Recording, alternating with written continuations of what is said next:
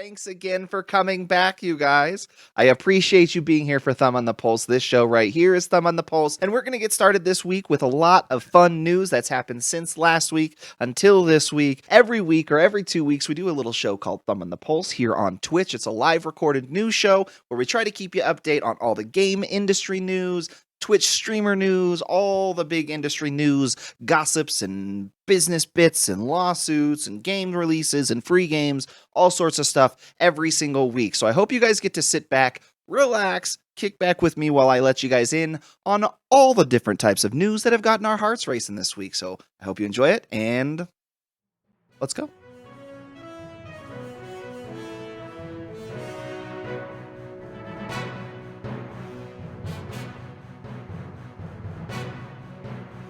As I'd mentioned before, guys, welcome on back to Thumb on the Pulse. We really appreciate you guys stopping by. If there's any opportunity that you guys get while watching this video, I'd love it if you could hit those buttons that are down there. You know, the like button, the subscribe button, and the bell button. And if you guys feel free to comment at any point during the video right down below, and I'll read them and get back to you as soon as I can. But we're going to go ahead and get started with the news today, starting as we usually do and as we've been known to do in the past. We're going to get right into some console news. As it sits right now, there have been a lot of issues and a lot of problems purchasing some of the new or next-gen consoles. Specifically, we're talking about the Sony PlayStation 5, both iterations of it, as well as the Xbox Series X and the Xbox Series S, the two different versions of Microsoft's newest console. Well, we have found out with some reporting and investigating and a little bit of detective work that Sony is now actively trying to increase the production of their PlayStation 5 consoles. Speaking to a newspaper in Japan, it's been translated by a different company for us. Sony Interactive Entertainment CEO Jim Ryan said that the supply under the new coronavirus was very complicated, and yet we had limited distribution to do online. The supply and demand for semiconductors specifically is also super tight worldwide. We are asking our suppliers at this point to allow us to increase production, which will flow into the market this year. In layman's terms, basically they've just hit up the manufacturers that make their semiconductors and other rare parts that are included in the Sony PlayStation 5 and asked to increase production and increase shipment on those parts so they can continue to increase production on the console itself. There's still no guarantee that Sony will be successful in negotiating and increasing the demand on those specific parts, as it still will need to source those parts from multiple different companies. More information about that coming in the coming weeks. Like we always do here on Thumb on the Pulse, we'll keep you up to speed. Moving on to news that makes us a little bit sad. We've done a lot of reporting on Super Nintendo World and the excitement that we all had on how realistic and interactive it looked to be. Well, after just over a month of being open and being opened at limited capacity, they still had to close the doors as of April 25th. They announced that once Japan hit 1,219 new coronavirus cases on Sunday alone, that it was probably in the best interest of the public and the park to close it again. So sadly, until further notice, Super Nintendo World is closed. Universal Studios did put out a statement saying today Universal Studios Japan has decided to temporarily close our park due to the substantial business shutdown request to operate with no spectators, which was issued under the state of emergency for Osaka Prefecture. The temporary closure will start from April 25th and remain until the request has been lifted. No word on if this is going to affect the construction or plans for the Florida location of the newest Super Nintendo World. Kind of going back into Sony news and talking a little bit more PlayStation news, PlayStation has put out the feelers to other companies in regards to making a new multiplayer standalone game. Sony and PlayStation have reached out to Firewalk Studios, which is a company that's primarily made up of former Destiny veteran developers. Firewalk Studio head Tony Hsu revealed that Firewalk Studios was established back in 2018, and so far the development team at the studio, which is headed by the likes of Ryan Ellis, who's the former creative director at Destiny, Alina Seigman, who's the executive producer on games like Guitar Hero and BioShock Infinite, and a lot of other talented developers that have been involved in a lot of other multiplayer games like Apex and things like that, are involved in this project and having their hands directly on it. The announcement of the deal between PlayStation and Firewalk Studios came on April 22nd. PlayStation revealed that the debut game from Firewalk Studios, which is a part of the Probably Monsters Collective studio team, this will be a AAA multiplayer game spearheaded by talented developers from, like I had mentioned before, BioShock, Apex, Destiny. Last month, Sony also announced, side note from this Firewalk Studio story,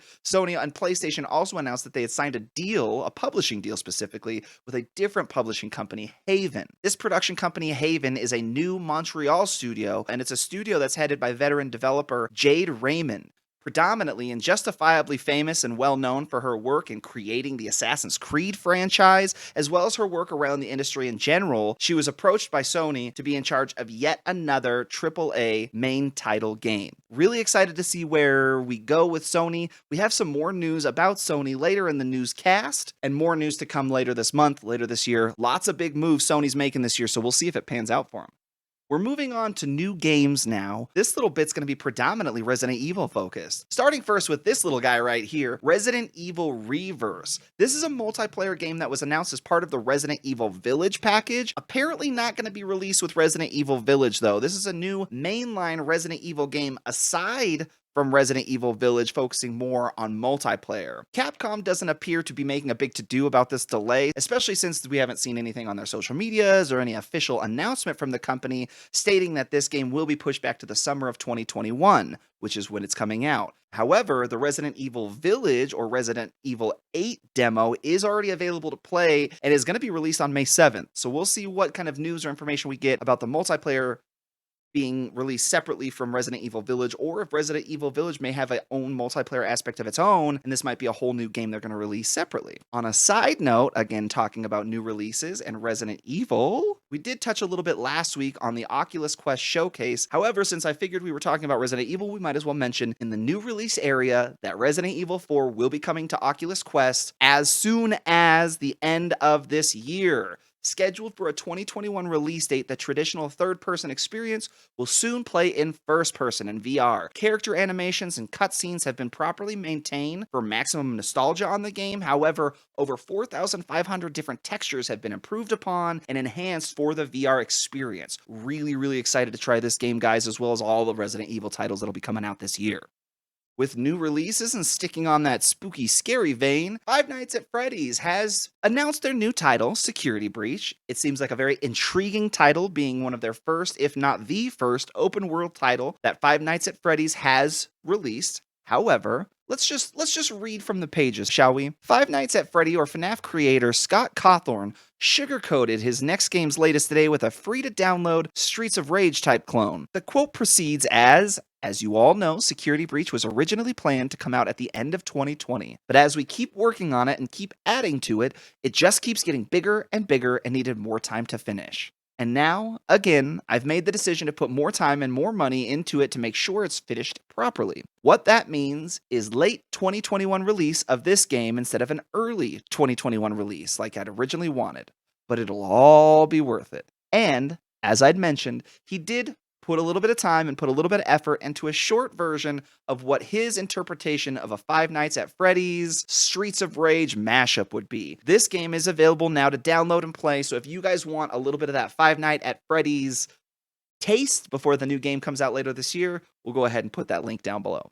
Moving on to another kind of morbid type story, which it may not seem at first, but bear with me. Another new game that's been announced and will be releasing soon, Let's Build a Zoo. A zoo management game where you build your own zoo, staff it entirely with employees, and then you get to fill it with over 500 different types of animals from all around the world. This management, or zoo management game rather, has a little bit of a twist to it. First and foremost, you get the opportunity to mess with DNA. You get to splice DNA between different types of animals to create your own breed of animals. I can't wait to make a liger. Wow. The other weird thing to this game that gives it its little twist and its little difference compared to any other zoo game is the fact that you get to choose and decide the fates of your animals. Let me read this quote. Sure, you can build a loving environment for your animals, guests, and staff, but with a fully fledged morality system inside the game, you get to choose if you go down the good path or the evil path. You can work your staff to the bone, essentially turn your zoo into a meat factory if you'd like, handing in alligators for handbags, chickens for drumsticks, or pigs for bacon. You decide what happens in your zoo, and if it's a good zoo or a Joe Tiger zoo. I'm kind of excited for this game. I may end up picking it up. You make a valid point, Thak. Just because they could doesn't mean they should. Let's Build a Zoo is releasing later this summer.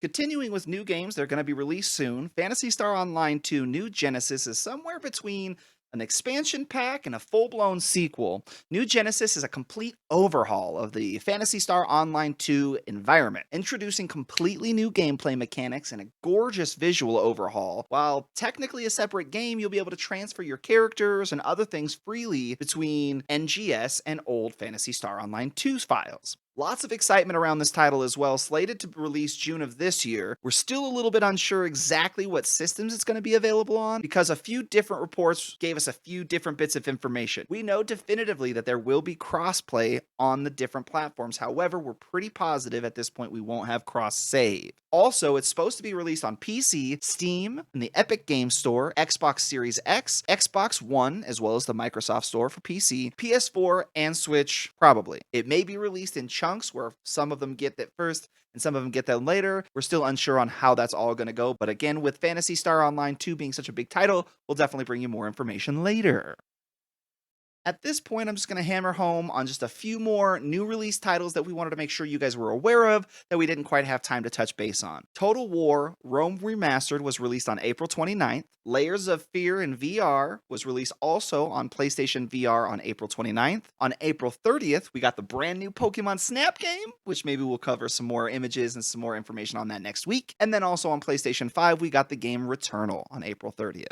But as always, we are right now in the vicinity of my favorite portion of the show. That's right, babies. We're talking free games. Free games. Free games. Free games. Free games. I have to make a song that matches that. Starting with the company that we traditionally start with when we're talking about free games, because honestly, it's the company that predominantly gives out the most free titles. Epic Games Store. Epic Games Store just got done giving away Alien Isolation, so I really hope you got your copy of Alien Isolation. Even if you didn't download it, you still get to claim a copy of the game, so I hope you did. This month's, at least the beginning of this month's title that they'll be giving away for free is a game called Idle Champions of the Forgotten Realms. Highly recommend you look into this one because it does look quite intriguing. Really excited to claim my free copy. Actually, I already did. Moving along to other free games on the PlayStation console, if you are a PlayStation Plus subscriber or play PlayStation Online and have that PlayStation Plus subscription, you get a bunch of new games this month. Starting off with Battlefield 5, which is a killer shooter game. We get Bugbear Entertainment's Wreckfest, which is a demolition derby type game that I've heard is a lot of fun. And then we also get Beam Team Games' Stranded Deep. Oh my gosh, I'm excited to play Stranded Deep, so I hope you guys are excited too. If you don't have a PlayStation, but you've got an Xbox, and you've got that Xbox Gold subscription, you get these games. Armello, which is a $19.99 game on May 1st through the 31st. You get Dungeons 3. That starts on May 16th through June 15th. Lego Batman from May 1st to May 15th. And then Tropico 4 from the 16th to the 31st. So as we get further along in the month, we'll come back and keep reminding you guys that these games are available and for free. Hope you guys pick some up. Let me know in the comments down below which ones you got and which ones you liked. If you want to let me know which ones you didn't like, that's okay too. Speaking of another game that was free through Sony and I intend on playing on stream soon, we're going to move on to some game updates, specifically talking about Days Gone right now. First and foremost, Days Gone has announced that this May, they will be releasing the game and the whole title on PC. So that's a first and foremost, that's a plus. Currently, there is a huge uproar with the community around Days Gone trying to get the company known as Ben's Studio to produce a second Days Gone game. In order to try to get approval through Sony on the Days Gone 2 title, fans collaborated and got together for a petition with over 75,000 signatures begging Sony to approve the game. Published in April 2020, the Bloomberg report suggests that Sony Interactive Entertainment has essentially passed on the option to release a Days Gone sequel. It's believed that despite being quite profitable and quite popular, Days Gone 2 will not be greenlit due to production issues and critical reception. The Bloomberg report also suggests that Ben Studios did submit a pitch for Days Gone 2 and had a relative idea how they wanted to flesh it out, but ultimately they were rejected by Sony. Although the first game, as I'd mentioned, had been super profitable, the development itself was quite lengthy, and the critical reception is really what got Sony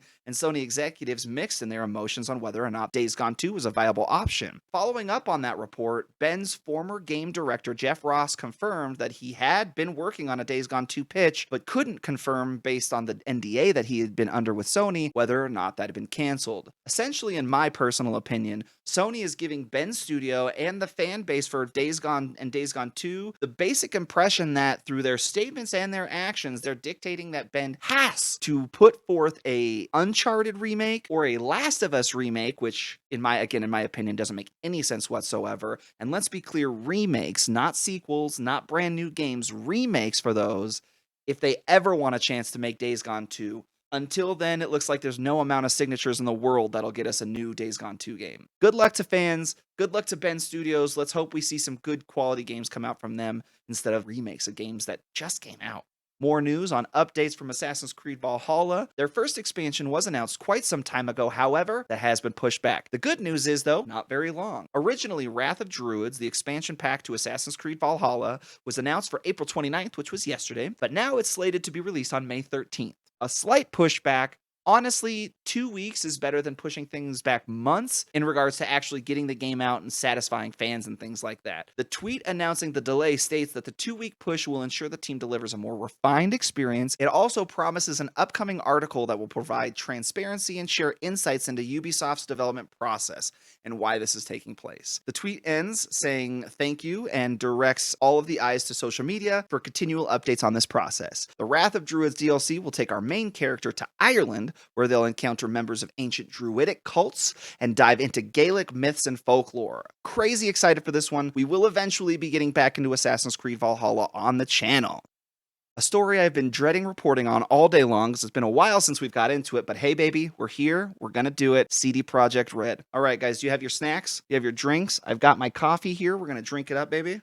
Are you ready to strap in and get this story? I typed out this story, so I'm literally just going to read from the page here because these are my words, and this is what I've typed out from all the information that Foxfire and I tried to mold and meddle into some sort of comprehensive story in regards to all these articles that have been coming out lately. So let's get started here. The website PC Gamer reports and praises Cyberpunk for its sales performance and popularity during the first 3 weeks of its launch. Why we're doing that now at the beginning of May or end of April when that all occurred in December of 2020, I don't know. They did break sales records both in dollar amounts and units sold. Many reports coming in over the last 2 weeks, almost all, by the way, predictions, I'm putting those in quotes, from CD Projekt Red themselves, claiming massive, record-breaking sales and numbers and profits. Again, all of these reports and all of these articles are written because CD Projekt Red has put out these predictions.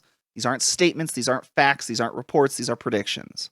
Combing through multiple articles that reported on this specific fact, all of these articles made it very, very clear with the very specific wording that they all seem to be using simultaneously in regards to these numbers. It seems like a fantastically choreographed marketing campaign by CD Projekt Red is the only reason that we're hearing about these numbers. And to put icing on the cake, the marketing campaign and company put out this wonderful and professional and sleek looking graphic to appease the fans of the games with a roadmap of what they're going to be releasing and how they're going to be improving the game. Now, does anybody else notice anything missing on this graph? It may be small, but what I'd like to point out is the fact that it's missing any specific dates whatsoever. We have a year right here, 2021, and then another year right here, 2022, and then a bunch of words, which is all that CD Projekt Red has been putting out for any of its fans ever since this game came out.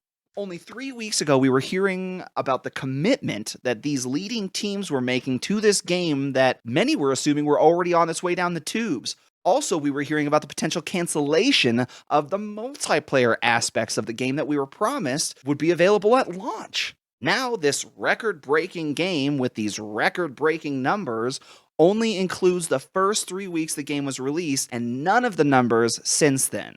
Now we're hearing these grandiose plans to keep this game alive for years to come. Again, more air quotes. Sorry about all the air quotes this time. With this crazy graphic and that we don't get any information from. Multiplayer has now flipped from its flop, and now apparently multiplayer is only delayed and not canceled. With the idea to get all of CD Projekt Red's games and titles available and online, this is another big big announcement that they're not canceling the multiplayer for Cyberpunk 2077, only delaying it so they can get all the games online. Apparently, there's going to be free patches and free updates throughout this year and more improvements to make this game, as quoted by the CEO Adam Kaczynski, a game to be proud of.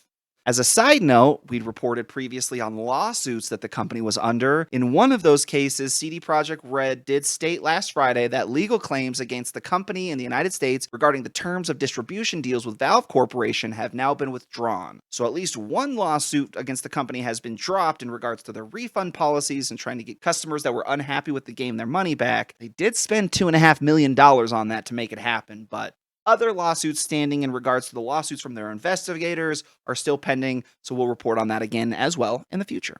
Most likely. This game always pops up. I don't know how, I don't know why. A game that we used to play a lot on stream, and I intend on playing again soon, especially with this new edition, Apex Legends. Season 9 Legacy is slated to drop on May 4th, and we'll get yet another new legend. Valkyrie is the name of the new legend. Kyra Imahara, the daughter of Apex Predator Viper, salvaged the remains of her father's North Star Titan years after his death. With Rampart's help, she fashioned it into a sleek new jetpack that honors her family's legacy. Now she's entered the games under the name Valkyrie. She looks like a badass character with a lot of new options and new mechanics that they're going to be adding to the game, as well as a new opportunity to learn how to play the game a little bit differently. The game's going underground with this new update, the introduction of a new permanent mode, Arenas. Arena features a new set of custom maps tailor-made for close quarters combat, with more updates slated for Season 9. This allows squads to start each round in a spawn room where they get weapons, gear, and abilities and adjust their loadouts as their strategy changes throughout the match. The first team to win 3 rounds in the arena with at least a 2-point lead will be crowned the victor. Unless the battle is a 4-4 tie, well, you'll go into a sudden death type match. Lots of fun new stuff, including a nerf to Octane, as well as the removal of the low profile perk. As always, updates to seasons just get immense, so keep your eye on that. If you're looking for specifics on the update, we'll go ahead and link that down below as well. Side note about Respawn Entertainment, the company predominantly involved with Titanfall and Apex Legends, a new job posting on Respawn Entertainment's website, or websites connected, have stated that they are looking for new talent to work on a quote-unquote new IP from scratch in a small incubation team. Super excited when my researcher Eternalfoxfire throws these little nuggets of information my way. Hopefully we'll see something new soon. Last but not least, we're going to touch base on a lighthearted, fun, and adorable game called Spiritfarer. We've mentioned this one in the past, a fun game about transferring spirits from one plane to another. This game from a small developer has released its new update. It's called a Lily update. Completely free to over 500,000 people that have bought this game already. A quote from the company states that this small yet important addition to Spiritfarer's main game, Stella's memories begin to blossom as wondrous flowers over her cabin. These flowers house butterflies that roost to form Lily, the butterfly spirit. Stella's new spirit friend is revealed to be an important figure from her past. Lily will help our hero gain perspective on her life as she approaches the touching conclusion to her journey. Additionally, the update brings improvements to local co-op play and fixes various bugs that have been reported in the game. I hope you guys get a chance to try this game because it looked absolutely adorable, just heartwarming, just a good solid game for a good solid time. But ladies and gentlemen, that is Thumb on the Pulse this week. I'm so glad you guys stuck through it this entire time with me, as you guys tend to do every single week when we report the news.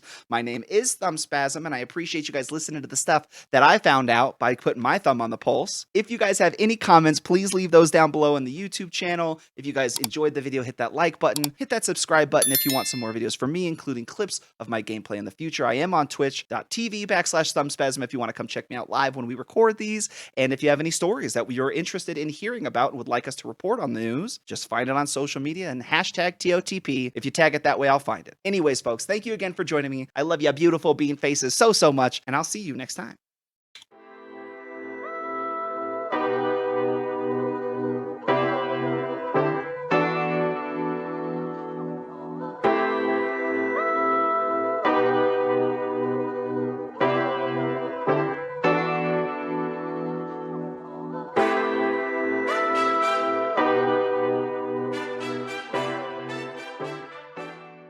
Let's give them something to talk about. Smash that like button. Woo, button pushing. Ooh, my headphones just turned off. Arenas feet. Arenas. Why do I keep saying that? Stop the recording.